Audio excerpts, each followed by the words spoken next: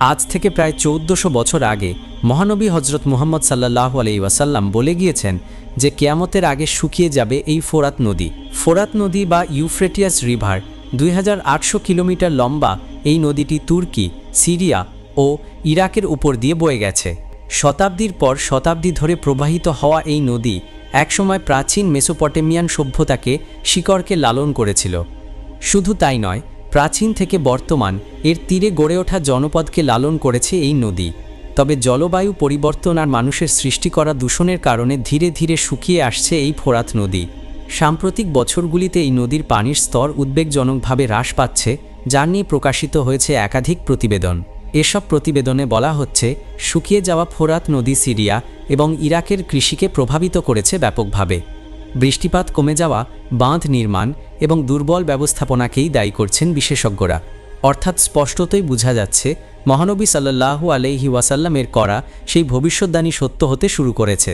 ফোরাত নদীর কিছু বছর আগের আর বর্তমানের ছবিগুলো পাশাপাশি রাখলেই বোঝা যাবে কতটা দ্রুত শুকিয়ে যাচ্ছে এই নদী। শুধু কি জলবায়ু পরিবর্তন বা বাঁধ নির্মাণই ফোরাত নদী শুকিয়ে যাওয়ার কারণ? হজরত আবু হুরায়রা রাদিয়াল্লাহু আনহু থেকে বর্ণিত, রাসূলুল্লাহ সাল্লাল্লাহু আলাইহি ওয়াসাল্লাম বলেছেন, ততক্ষণ পর্যন্ত কিয়ামত সংগঠিত হবে না যতক্ষণ না ফোরাত নদী শুকিয়ে যায় এবং তার মাঝ থেকে একটি স্বর্ণের পাহাড় উন্মোচন হয়। মানুষ এই স্বর্ণের জন্য যুদ্ধ করবে এবং প্রতি 100 জনের মাঝে 99 জনই মারা যাবে এবং তারা প্রত্যেকেই ভাববে হয়তো আমিই সেই বেঁচে যাওয়া একজন হব। সহিহ মুসলিম, আল বুখারী। আবু হুরায়রা রাদিয়াল্লাহু আনহু থেকে আরও একটি হাদিস বর্ণিত আছে। রাসূলুল্লাহ সাল্লাল্লাহু আলাইহি ওয়াসাল্লাম বলেন, শীঘ্রই ফোরাত নদী স্বর্ণের পর্বত প্রকাশ করবে, তাই যে সেই সময় উপস্থিত থাকবে সে যেন সেখান থেকে কিছু না নেয়। সহিহ আল বুখারী। এবার ফোরাত নদী নিয়ে মহানবীর দ্বিতীয় হাদিসটির দিকে তাকানো যাক। সেখানে বলা আছে, ফোরাত নদী শুকিয়ে গেলে বেরিয়ে আসবে এক স্বর্ণের পাহাড়, আর এই স্বর্ণের জন্য মানুষের মাঝে শুরু হবে যুদ্ধ এবং সে যুদ্ধের ভয়াবহতা এতটাই হবে যে অংশগ্রহণকারীদের মাঝে মাত্র 1% মানুষ প্রাণে বাঁচবেন। এখন প্রশ্ন হচ্ছে, আসলেও কি প্রকাশ পাবে এমন কোন স্বর্ণের পাহাড়? ফোরাত নদী শুকিয়ে যাওয়ার পর এর তলদেশ থেকে উন্মোচন হয়েছে এক সুড়ঙ্গ। যে সুড়ঙ্গে আছে নিখুঁত সিঁড়ি ও অবকাঠামো। অনেক প্রত্নতাত্ত্বিক ও গবেষকের ধারণা, ফোরাত নদীর আশেপাশে বা এর তলদেশে হয়তো একটা বিরাট স্বর্ণের খনি রয়েছে। কেউ বলছেন এটি একটি প্রাকৃতিক খনি, যাতে প্রাকৃতিক নিয়মেই স্বর্ণ জমা হয়েছে। আবার কারো মতে এটি প্রাচীন কোন সভ্যতার রেখে যাওয়া গুপ্তধন। তবে কি এই সুড়ঙ্গ পথ ধরে এগুলোই পাওয়া যাবে সেই স্বর্ণের খনি? যদিও এই বিষয়ে এখনও নিশ্চিত করে কেউ কিছুই বলতে পারেননি। সাম্প্রতিক সময় ইন্টারনেটে কিছু ভিডিও ভাইরাল হয়েছে, যাতে দেখা যায় মানুষ ফোরাত নদী থেকে পাথরের টুকরার মতো স্বর্ণের টুকরাও পাচ্ছে। তবে এই ভিডিওর সত্যতা সম্পর্কেও নিশ্চিত হওয়া যায়নি। তবে এতটুকু নিশ্চিতই হয়ে গেছে যে ফোরাত নদী শুকিয়ে যাচ্ছে। কিন্তু কবে প্রকাশ পাবে সেই স্বর্ণের পাহাড় তা একমাত্র আল্লাহ ভালো জানেন।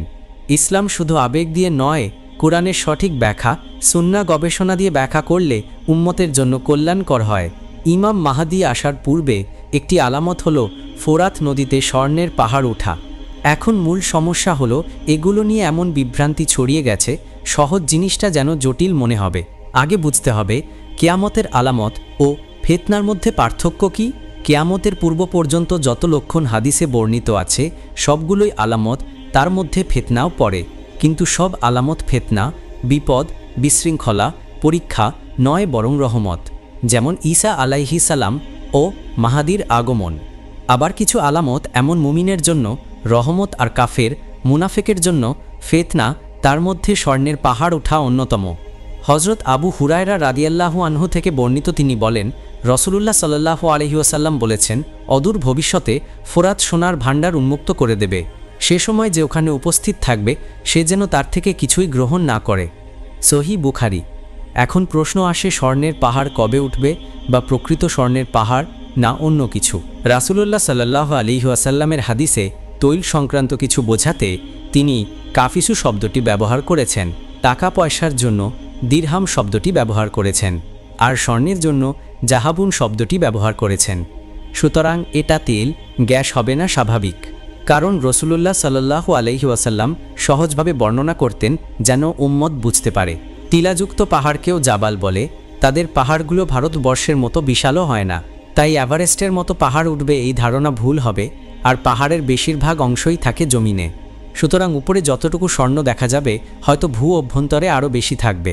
বিশিষ্ট সাহাবী হজরত আবু হুরায়রা রাদিয়াল্লাহু আনহু থেকে বর্ণিত, তিনি বলেন, চতুর্থ ফিতনা হচ্ছে অন্ধকার অন্ধত্বপূর্ণ ফিতনা, যা সমুদ্রের ঢেউয়ের ন্যায় উত্তাল হয়ে উঠবে। আরব অনারবের কোনো ঘর বাকি থাকবে না যেখানে উক্ত ফিতনা প্রবেশ করবে না। এই ফিতনা দ্বারা মুসলমানেরা লাঞ্ছিত অপদস্থ হতে থাকবে। ফিতনাটি শাম দেশে সিরিয়ায় চক্কর দিতে থাকলেও রাত্রিযাপন করবে ইরাকে। তার হাত পা দ্বারা আরব ভূখণ্ডের ভিতরে বিচরণ করতে থাকবে। উক্ত ফিতনা এই উম্মতের সাথে চামড়া মিশ্রিত হওয়ার ন্যায় মিশে যাবে। তখন বালা মুসিবত এত ব্যাপক ও মারাত্মক আকার ধারণ করবে যা দ্বারা মানুষ ভালো খারাপ নির্ণয় করতে পারবে না। ওই মুহূর্তে কেউ উক্ত ফিতনা থামানোর সাহসও রাখবে না।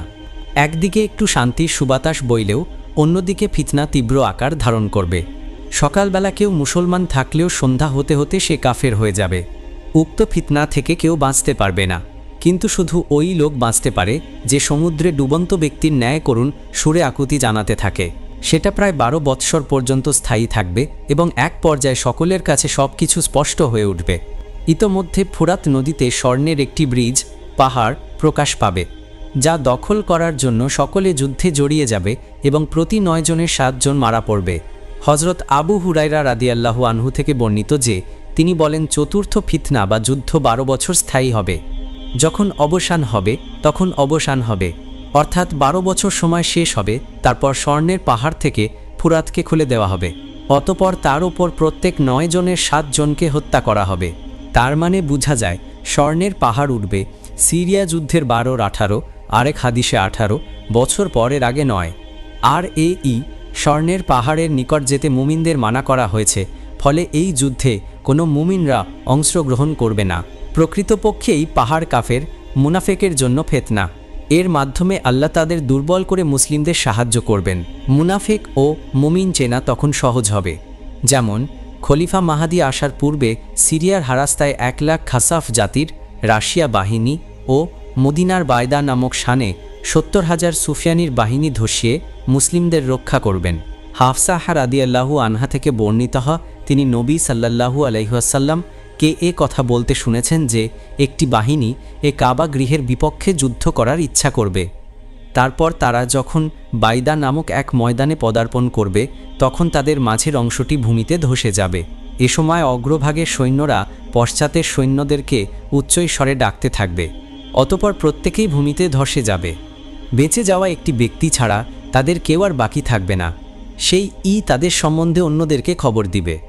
এ কথা শুনে এক লোক বলল, আমি সাক্ষ্য দিচ্ছি তুমি হাফসাহ রাদিয়াল্লাহু আনহায়ের উপর মিথ্যারোপ করনি, এবং হাফসাহ রাদিয়াল্লাহু আনহায়ের সম্বন্ধেও আমি সাক্ষ্য দিচ্ছি যে তিনিও নবী সাল্লাল্লাহু আলাইহি ওয়াসাল্লামের উপর মিথ্যারোপ করেননি। সহিহ মুসলিম হাদিস নং 7134।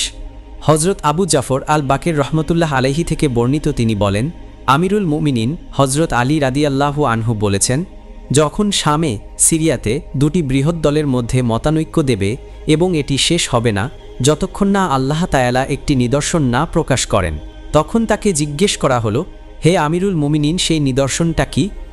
উত্তরে তিনি বলেন, শামে সিরিয়াতে একটি ভূমিকম্প দেখা দিবে যার কারণে 1 লক্ষ লোক ধ্বংস হবে, যার হারাস্তা ভূমিধ্বসের মাধ্যমে আল্লাহ তাআলা মুমিনদের উপর রহমত বর্ষণ করবেন আর কাফেরদের উপর আযাব প্রদান করবেন। যখন এটি ঘটবে তখন পশ্চিম দিক থেকে ধূসর বর্ণের ঘোড়া সহকারে হলুদ পতাকাবাহী দল এগিয়ে আসবে। তারা ভয়ঙ্কর হত্যাকাণ্ড ও ধ্বংসলীলা চালাবে। তখন তুমি দেখবে দামেস্কের একটি গ্রাম যাকে হারাস্তা বলা হয় সেটি ধসে পড়বে। তারপর দামেস্কের পার্শ্ববর্তী শুষ্ক উপত্যকা ওয়াদিউল ইয়াবেস থেকে ওয়াকিলাতুল আকবাদ সুফিয়ানি বেরিয়ে আসবে।